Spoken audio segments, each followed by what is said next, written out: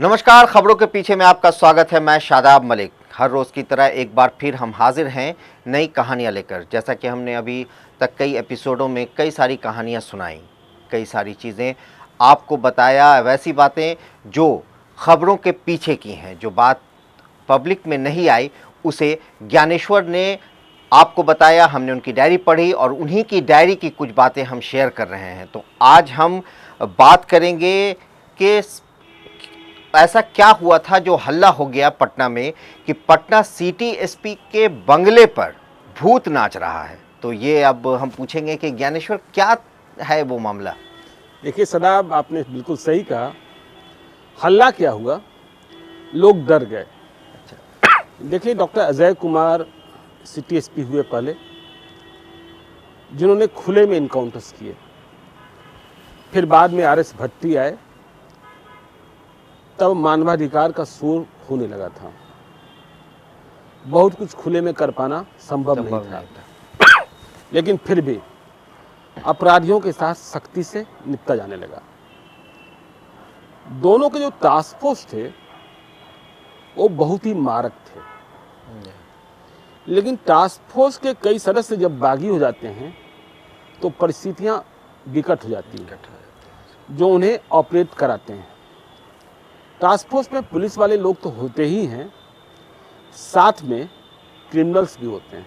जी। यदि आपको किसी क्रिमिनल गिरोह के खिलाफ कार्रवाई करनी है तो दूसरे गिरोह के सदस्यों को शामिल मिला लिया जाता है। जी।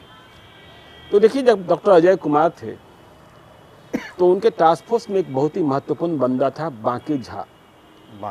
हाँ, जो पहले पुलिस में भी रहा था, लेकिन बाद में वो बागी हो गया। अच्छा। और डॉक्टर अजय कुमार के बस में भी नहीं रहा। वह एक रिवॉल्वर भी लेकर या पिस्टल था, गायब हो गया था। मतलब नौकरी तो पहले ही वो छोड़ दिया था और दूसरे काम में लग गया था।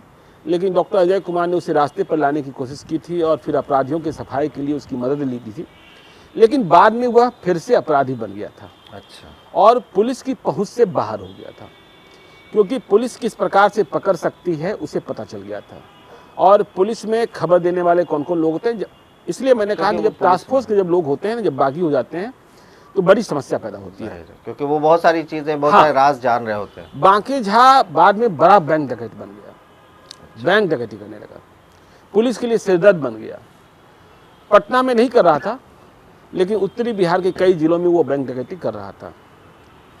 कई सालों बाद उसे शशिभूषण शर्मा, अब तो रिटायर्ड डीएसपी हैं, तब वे हाजीपुर में, मतलब वैशाली जिले में अशोक सम्राट का हाँ बिल्कुल, मुझे याद। तो बांके झा को भी उन्होंने ही मुठभेड़ में हाजीपुर में मार गिराया था, तब वे इंस्पेक्टर हुआ करते थे। तो टास्क फोर्स के जो लोग होते हैं वो एक्स्ट्रा लोड भी लेते हैं। मुझे यह भी याद है, नंद किशोर अभी हैं पुलिस सेवा में, बहुत ही हार्डकोर जिस हैसियत में रहे हैं, अपराधियों के खिलाफ सूचना संग्रह करने का काम उन्होंने किया। दानापुर कोर्ट में एक दफे उसे गोली भी लगी और डॉक्टर अजय कुमार ने कैसे भागकर अपने कंधे पर टांग कर उसे अस्पताल तक पहुंचाकर जिंदा बचाया। ये मतलब आप किन की बात कर रहे हैं? डॉक्टर अजय कुमार ने बचाया था, जान बचाई थी। बाद में आरएस भट्टी के भी टास्क फोर्स में हुए रहे, ठीक इसी प्रकार हरिशंकर थे। तो ऐसे तमाम लोग थे। तो सिटी एसपी का जो बंगला था, आज जहां बापू सभागार है, तो पहले सिटी एसपी का बंगला और पास में डिस्ट्रिक्ट जज का बंगला और तीसरा कोई एक विधायक जी का बंगला हुआ करता था। सिटी एसपी के बंगले का गेट जो खुलता था वो ठीक मगध महिला कॉलेज के गेट के पहले था। तो जो भी कड़ाई से पूछताछ या जो गोपनीय तरीके से जो कुछ होना होता था वो सिटी एसपी के बंगले में ही हुआ करता था, चाहे डॉक्टर अजय कुमार रहे, चाहे राजविंदर सिंह भट्टी रहे, चाहे बाद में मानविंदर सिंह भाटिया रहे, MS भाटिया, MS भाटिया जी। ये तीनों IPS पटना में सिटी SP के रूप में बहुत ही चर्चित रहे। जी। तो डॉक्टर अजय कुमार तबादला होकर जमशेदपुर चले गए। जमशेदपुर का चैलेंज उन्हें संभालना था। RS भट्टी पटना आए जी। मधुबनी से। अपराधियों के खिलाफ ऑपरेशन वैसे ही चल रहा था जैसे पहले चला करता था। अब अपराधी और भी परेशान थे क्योंकि जेल में रहना उनके लिए दुभर हो चुका था और जेल से बाहर निकलना तो उनकी हैसियत की बात नहीं थी, क्योंकि वे जानते थे कि यदि हम जेल से बाहर निकलेंगे तो हम साफ हो सकते हैं, मारे जा सकते हैं। तो ये दोनों का कार्यकाल ऐसे ही चलता रहा। और सिटी SP के बंगले के इर्द गिर्द, मैंने कहा ना, सिटी SP का जो कोठी था उसका मुख्य प्रवेश द्वार मगध महिला कॉलेज के गेट के पास था और दूसरा जो एग्जिट था, लोग निकलते नहीं थे उधर से, दूसरा एग्जिट गांधी मैदान के गेट के सामने था, गांधी मैदान के सामने था। तो उधर टास्क फोर्स वाले जो लोग हैं उधर बिल्कुल बिखरे रहते थे। आगे कुछ फूल पत्ती बेचने वाले लोग होते थे, कुछ फर्नीचर बेचने वाले लोग भी होते थे जो बेच के फर्नीचर बेच वाले।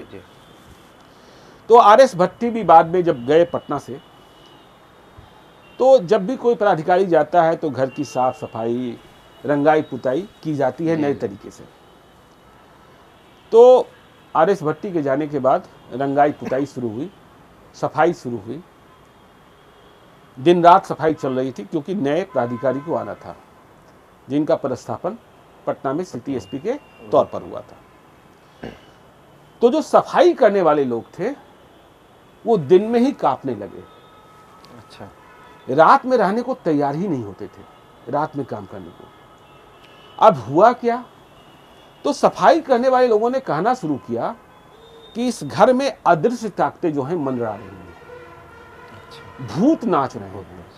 जब वे कोई काम करते हैं तो दूसरी ओर से ठकठकाहट की आवाज सुनाई पड़ती है, कोई धक्का दे देता है, कोई सीढ़ी गिरा देता है, कोई कपड़ा जो यहाँ रखा हुआ है उठाकर वहां गायब कर देता है।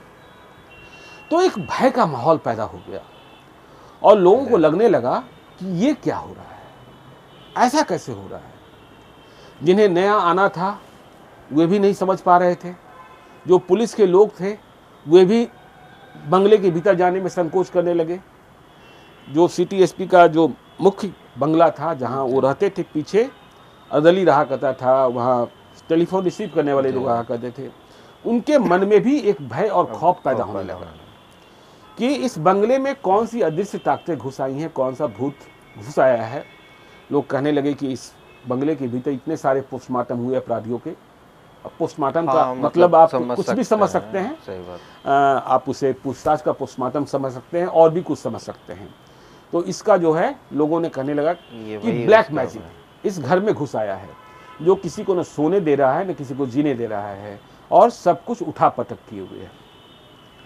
तब जो नए साहब आने वाले थे उनके पहले उस घर में पूजा हवन यज्ञ पाठ कहीं ना कहीं वो भी इस बात से थोड़ा सा डरे क्योंकि वो साफ करने के लिए कर्मचारी जो नीचे वाले पुलिस वाले थे सब लोग वे उन्हें लगता था कि रात में हम सो रहे हैं, कोई आकर के उन्हें मुक्का मार देता है, कोई उनके सर पर वार कर देता है। तो वो इतने भयभीत हो गए थे। तो अब उस बंगले में यज्ञ अनुष्ठान शुरू हुआ, भूत प्रेत को भगाने की पूजा शुरू हुई। लोगों ने मान लिया कि हाँ भूत प्रेत है, तांत्रिक बुलाए गए और तंत्र विद्या का अनुष्ठान होने लगा।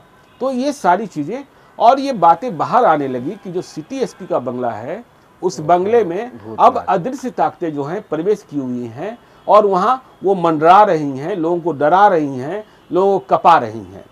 तो 15-20 दिन तक इस तरीके का अनुष्ठान चलता रहा। दिन भर कई तरीके के पंडित आने लगे, कर्मकांडी आने लगे, तंत्र विद्या होने लगा और भूत खोजा जाने लगा। किस हिस्से में लोग रहते हैं तो वहाँ हमला बोलता है भूत, या किस हिस्से में ऐसा हुआ कि सीढ़ी लगी हुई थी उसे गिरा दिया गया, किस हिस्से में हुआ कि आप सोए थे आपको किसी ने धक्का देकर जगा दिया और आप जब जगे तो वहाँ कोई था ही नहीं था। ऐसा कौन सा स्थान था जहाँ पानी का गिलास रखा हुआ था लेकिन किसी ने उसे छुआ भी नहीं और पानी का गिलास खाली हो गया। तो ये सारी बातें चलने लगी और ये एक पुलिस महकमे में मतलब चर्चा गॉसिप का विषय होने लगा अपराधी अंडरवर्ल्ड में तो देखिए, अंडरवर्ल्ड में तो अंडरवर्ल्ड तो समझ ही चुका था कि वो जो सिटी एसपी का बंगला है वो क्या है, वो कौन सा सेल है, वहाँ जाने का मतलब क्या है।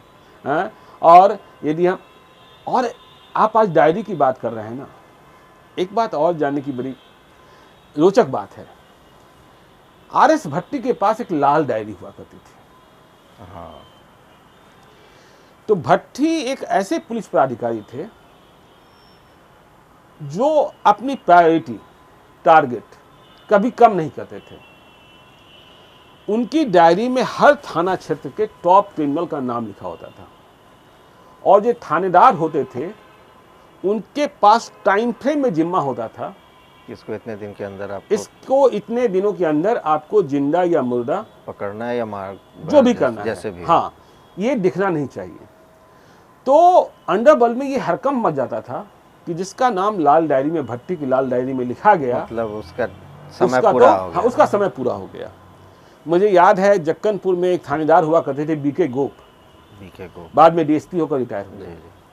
तो जक्कनपुर एक ऐसा इलाका था जहां अपराधियों का होल्ड था, तो गढ़ माना हाँ, जाता था यहाँ पे। तो वो जब छापा मारने चलते थे तो अपराधी के गिरोह पर यदि अपराधी नहीं मिला तो उसके परिवार वालों को लाल डायरी दिखा देते थे कि देखो भाई, ये भट्टी साहब की लाल डायरी है और इसमें तुम्हारे बेटे और तुम्हारे भाई का नाम दर्ज कर लिया गया है, अब संभल जाओ और नहीं तो भुगतने के लिए तैयार हो।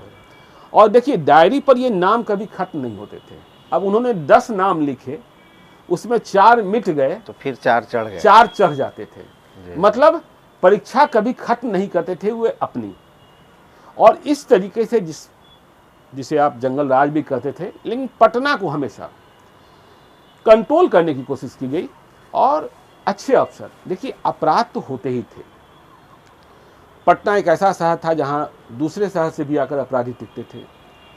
तो पटना ने डॉक्टर अजय कुमार को देखा, भट्टी को देखा, आरएस भट्टी को देखा, एमएस भाटिया को देखा, कुंदन कृष्णन को देखा। कुंदन कृष्णन भी बहुत हाँ, जबरदस्त रहे। यदि आप 2005 और 2005 से 2010 के नीतीश कुमार के कार्यकाल को गोल्डन एरा मानते हैं और सुशासन बाबू की सरकार मानते हैं, अपराधियों के खिलाफ मजबूत लड़ाई देखते हैं, तो पटना में अपराधियों के सफाई का उस दरमियान सबसे बड़ा अभियान कुंदन कृष्णन ने चलाया था। और याद रखिए, कुंदन कृष्णन को नीतीश कुमार लेकर पटना नहीं आए थे। कुंदन कृष्णन पटना के सीनियर एसपी तब बने थे जब बिहार में राष्ट्रपति शासन था। 2005 में 2 चुनाव हुए थे, फरवरी में चुनाव हुआ, पूर्ण बहुमत किसी को नहीं मिला, तब राष्ट्रपति शासन लग गया, बूटा सिंह गवर्नर बने, Ashish Ranjan Sinha DGP director general of police थे, और कुंदन कृष्णन को छपरा से लेकर, हाँ, छपरा से लेकर पटना, छपरा से पटना लाया गया था। और छपरा में कुंदन कृष्णन ने जेल के भीतर घुसकर, एक बार जेल में, हाँ, जेल के भीतर घुसकर अपराधियों के साथ उन्होंने इनकाउंटर करी थी। वो भी कहानी बहुत इंटरेस्टिंग है, मेरी डायरी में लिखी है। मैंने कभी लाइव शूटिंग पर सुनाया भी था, लेकिन उस कहानी को भी हम इस श्रृंखला में आपके साथ कभी साझा करेंगे। तो ये कहानी थी कि कैसे सिटी एसपी के बंगले में, पटना में, अब तो वहाँ सिटी एसपी का बंगला रहा नहीं, वहाँ बापू सभागार बन गया है, कि भूत नाचा करता था, लोगों ने कहा। और इसके बाद तंत्र अनुष्ठान, ये तमाम चीजें, तो फिर मतलब वो सारा कुछ होने के बाद फिर से मुक्त कराया गया, मुक्त करा दिया गया, चाहे जो भी तंत्र हुआ, अनुष्ठान हुआ, मुक्त करा दिया गया कि अब यहाँ भूत नहीं है साहब, रह सकते हैं। ये कहानी है भूत। तो ये कहानी आपने सुनी कि कितनी मज़ेदार कहानी है कि एक तरफ पुलिस ने जहां अपराधियों में हड़कंप मचाया हुआ था, खासकर सिटी एसपी उस वक्त हुआ करते थे डॉक्टर अजय कुमार और उसके बाद आरएस भट्टी, और इसी बीच में ये खबर मिलती है कि उनके जाने के बाद ये खबर आ जाती है कि भूत नाच रहा है सिटी एसपी के बंगले में। तो ये एक रोचक कहानी थी। और अब हर बार की तरह एक बार फिर हम रात 9 बजे हाजिर होंगे। इस बार एक नई कहानी होगी और वो भी एक मज़ेदार कहानी होगी। इसमें हम आपको बताएंगे, मगर वो भी क्या है कि भूमिहार और चमार का खून एक है। अब कैसे एक है, क्यों एक है, ये तो अब आपको तभी पता चलेगा जब आप फिर कल हमें रात 9 बजे देखेंगे और ख़बरों के पीछे की खबर हम आपको दिखाएंगे और ज्ञानेश्वर आपको बताएंगे कि ये चमार और भूमिहार का खून एक कैसे है। तब तक देखते रहे हमारा वीडियो। अगर आपने हमारे यूट्यूब चैनल को सब्सक्राइब नहीं किया है तो ज़रूर कर लें, फेसबुक पेज को भी लाइक करें, साथ ही ट्विटर हैंडल पर भी हमें फॉलो करें। धन्यवाद। धन्यवाद।